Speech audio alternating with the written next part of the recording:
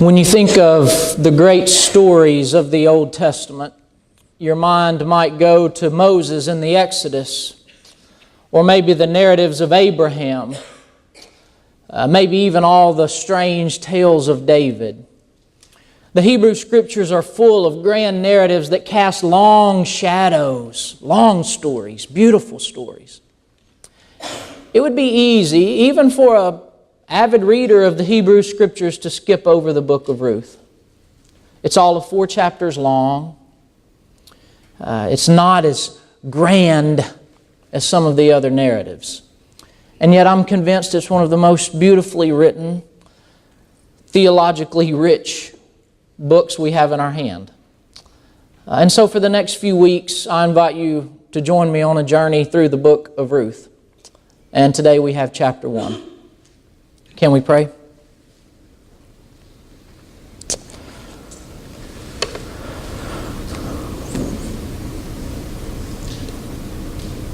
Spirit of the living God,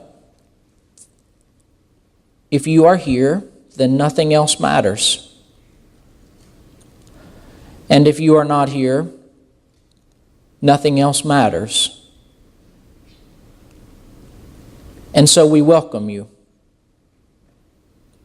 into our speaking and our listening, that we might hear what you'd have us to hear, so that we might do what you'd have us to do, and so that we might be who you call us to be. Amen.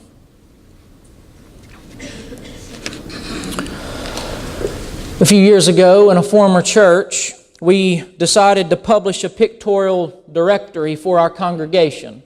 I'm sure you've seen one of those before and know what I'm talking about. It's the kind where you have photos and names and addresses of everyone in your church so that you can identify all the people who've canceled out your votes in the business meetings down through the years. And so, the Cleggs went up to the church one evening for our family photo for the directory. It was a hellish experience. First of all, Truett was a newborn in those days, and he tried to eat the set, which the photographer didn't appreciate very much. And secondly, the photographer began to station us for the family photo. When all was said and done, she had my head tilted at about a 45-degree angle, and I'm holding Truett, a 6-month-old restless newborn. And she has Rebecca leaning over my shoulder, and Truett to the side leaning on me. Meanwhile, she turns around to change the lenses on her camera, and it took her forever to change the lens on her camera. I think she had to find the pastoral lens. You know, we have to have special lenses. Meanwhile, Rebecca is grunting and groaning behind me saying, "I don't think I can do this much longer." And finally, when she gets her lens just right, she turns to us and says, "Now look natural." We looked at the proofs, which did not look natural. And we asked her a few questions, and she said she could touch them up. Aren't you glad we have that ability today? We can touch up a photograph. Did you know there's a business that exists to do just this and only this, to touch photos up? I've discovered them online. It's called Take Two Photography. For $119, they can remove an unwanted person or object from a photograph. Got a picture with an ex-boyfriend? For $119, no problem.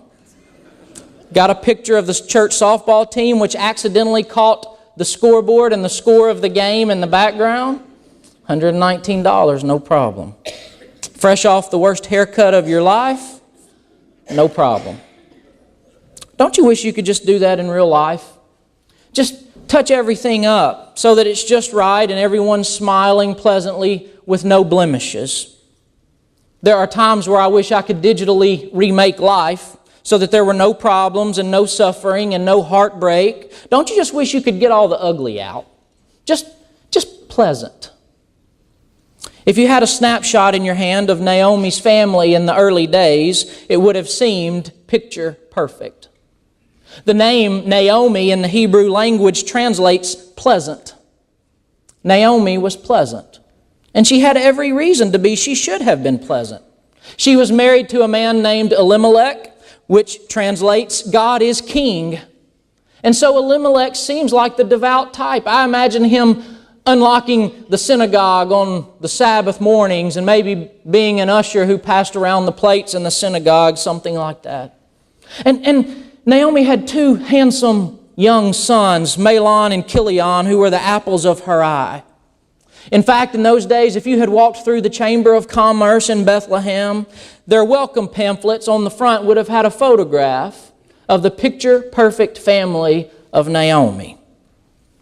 They were picture perfect. No need for touch-ups, just right. And they lived in Bethlehem. It was a small farming community, one red light, one monthly newspaper, and what most people did for fun on Friday nights was go to the high school football game. The word Bethlehem means a place of bread. Bethlehem was a place where grain was stored. When all the farmers harvested their crops, barley or wheat, they would bring the grain into Bethlehem as a storehouse. And so Bethlehem was a small town in which everyone knew everyone's names. And when times got tough, when famines hit the land, Bethlehem was the place to be. No worries in Bethlehem. When food was scarce, Bethlehem always had food. Except that one time when it didn't. When the book of Ruth opens, there's a famine in the land. And the famine is so severe that not even Bethlehem has food. It's never good when the house of bread runs out of bread. So Elimelech and family decided to head for Moab, for there was food in Moab. You know how it is when a family has to pack up everything they own and move to a strange country. The factory shuts down and there's no more jobs, and so the family has to move away. Someone buys the farm and the farmer has to head into town for work. The corporation transfers employees somewhere else, which means the employees' families are transferred somewhere else too. It reminds me of John Steinbeck's novel, The Grapes of Wrath. If you've never read The Grapes of Wrath, I encourage you to read The Grapes of Wrath. In my mind, there's the Bible, and then there's the grapes of wrath. In the story, there's a family, the Jode family. They're a farming family in Oklahoma during the Dust Bowl. Times are hard, farming's harder, and they've just lost their land to the bank, or as Steinbeck calls it, the monster. And so in a moving scene early in the book, they load up, all of them, load up in a truck and a trailer with as many possessions as they can take and head out for California, a land which they've heard has grapes and work and fruit. They head out. Several of them, there's Ma and Pa and aunts and uncles and children and Rosa Sharon, who's pregnant. She's too young to be pregnant, but she's pregnant. They can't take everything with them, and so they have to decide what to take. They take pots for cooking and washing, and they take a mattress and a lantern and a bucket. They take a rifle, of course, you got to have a rifle in those days, and tools. The kids take a rag doll and an Indian bow. I'd like to read you a passage real quick. I quote, "Here's a letter my brother wrote the day before he died. Here's an old-time hat. These feathers, never got used to them. No, there isn't room. How can we live without our lives? How will we know it's us without our past? No, leave it. Burn it." They sat and looked at it and burned it into their memories. How will it be not to know what lands outside the door? How, if you wake up in the night and know that willow tree's not there, can you live without that willow tree? Well, no, you can't. That willow tree is you. The pain on that mattress there, that dreadful pain, that's you. And the children, if Sam takes his engine bow and his long round stick, I get to take two things. I choose the fluffy pillow, that's mine. Suddenly they were nervous. Got to get out quick now. Can't wait. We can't wait. And they piled up the goods in the yards and set them on fire. They stood and watched them burning, and then frantically they loaded up their cars and drove away. Drove in the dust. The dust hung in the air for a long time after the loaded cars had passed. Unquote. I can hear Naomi, can't you? How can we live without our lives? How will we know it's us without our past? No, leave it, burn it.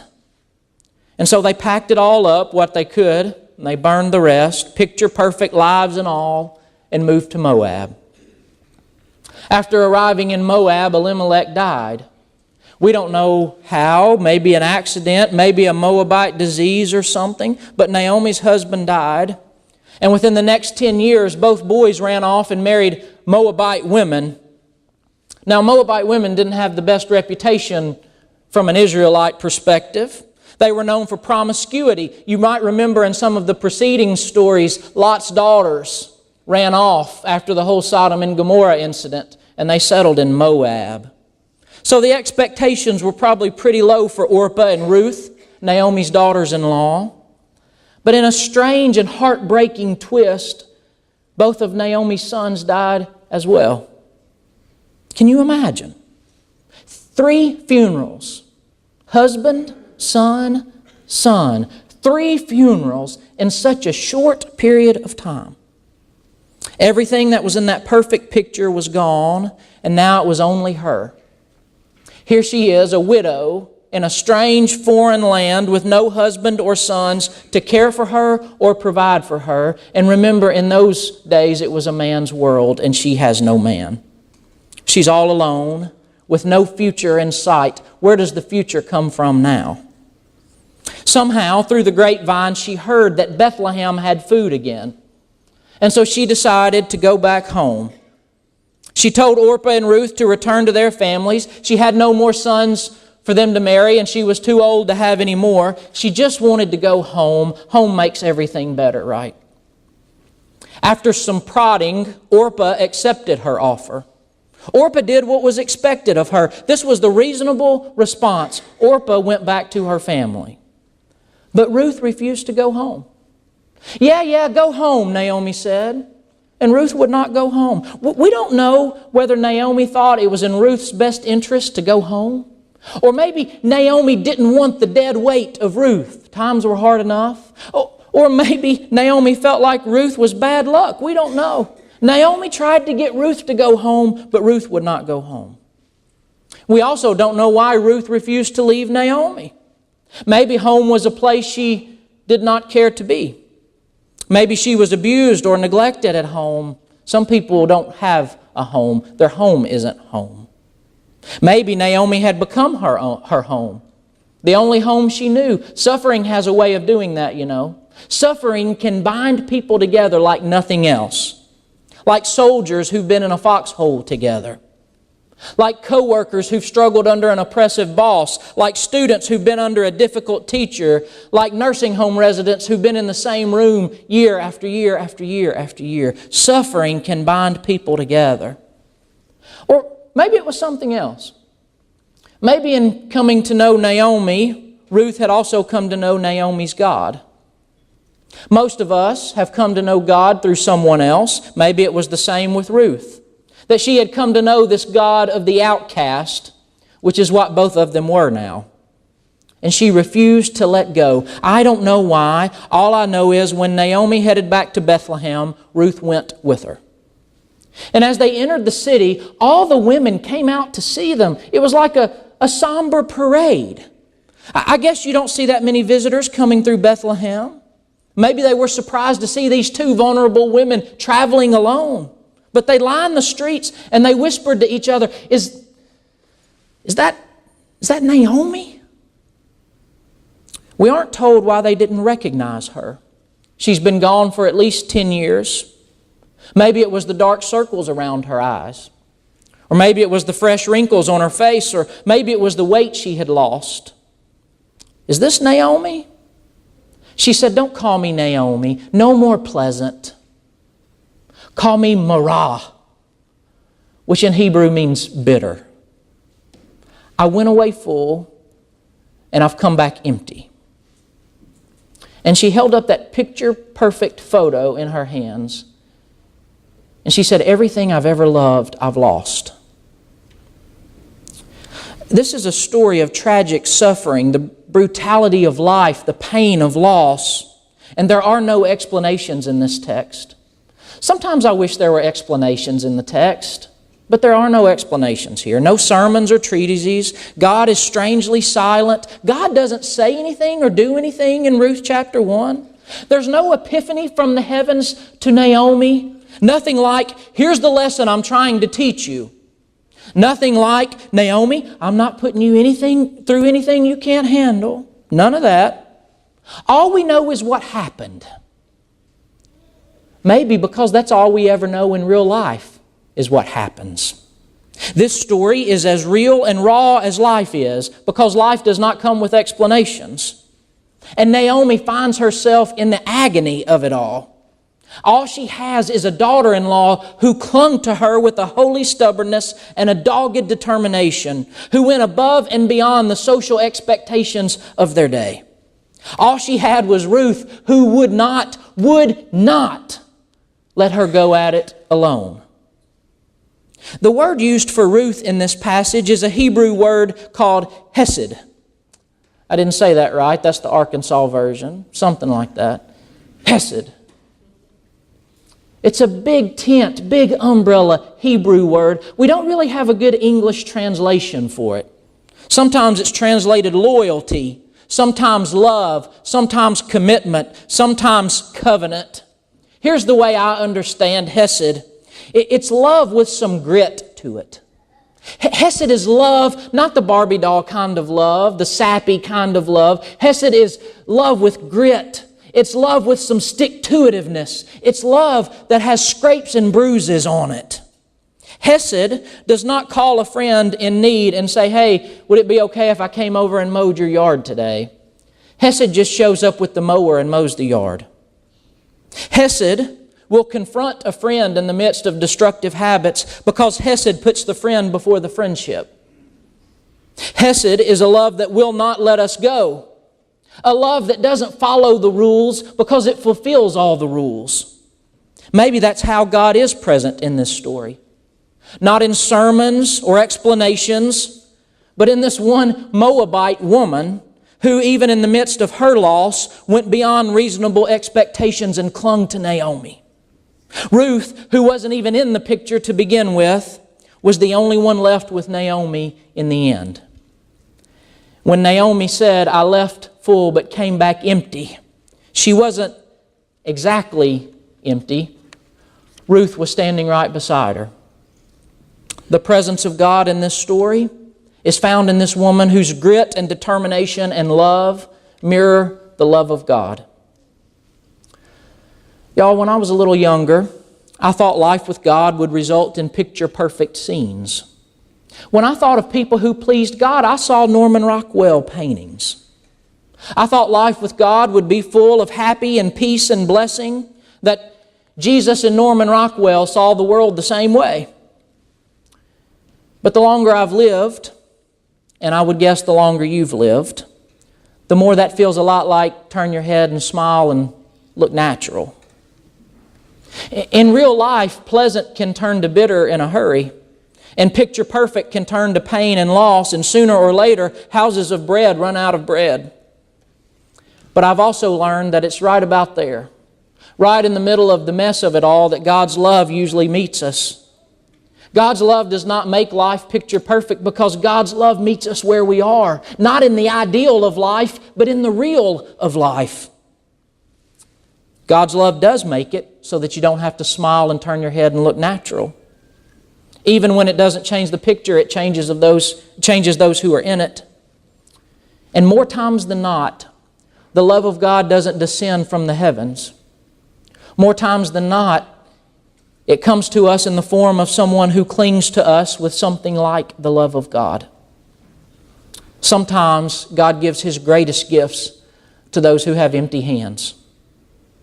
Oh, I forgot to tell you how the Grapes of Wrath ends. For those of you who've read it, you don't need a reminder. When they turn the novel into the movie, they change the ending of the movie because the ending of the novel is too scandalous, it's unsettling, it's jarring for TV. They cut it out and they cleaned it up. But the novel gets it right. The Joad family finally arrived in California only to discover that it was hardly the promised land. Life in California, in fact, turned out worse than life in Oklahoma. They couldn't find work. They were discriminated against because they were Okies. And along the way, Rosa Sharon lost her baby and began to grow up. If all that wasn't enough, they ran into floods and the floods destroyed everything around them. This great novel begins in the Dust Bowl and ends with a flood. In the midst of this flood, the family happens into a barn. They're struggling to find high ground. And they happen into this barn, and in the corner, they find a man who's dying, literally dying of starvation and dehydration. And Ma looks at Rosa Sharon, and they nod at each other, and Ma kicks everybody out of the barn. And Rosa Sharon slowly walks over to the corner of the barn, and she bares her breast and begins nursing this dying man. This novel, which dives deep into the tragedy of the human situation, ends in this scene with a woman who had lost a child nursing a dying man back to health, saving his life.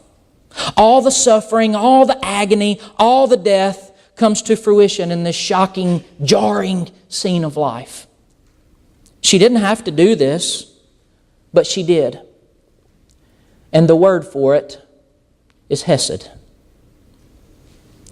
Ruth said to Naomi, I'm not leaving you. Where you go, I'll go. Where you stay, I'll stay. Your people will be my people, and your God, my God. Where you die, I'll die. I'll be buried right next to you.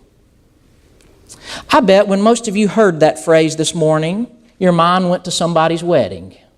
Didn't it? Admit it. Be honest. That's where the book of Ruth is most often used today, at a wedding.